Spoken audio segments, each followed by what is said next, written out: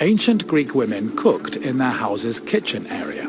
However, since their cooking equipment was small and portable, they also sometimes prepared meals in the central courtyard.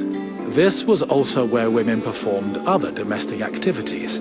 These activities were rarely seen by visiting men or passers-by, because the architecture of classical Greek houses facilitated the social norm that women should never be seen at work.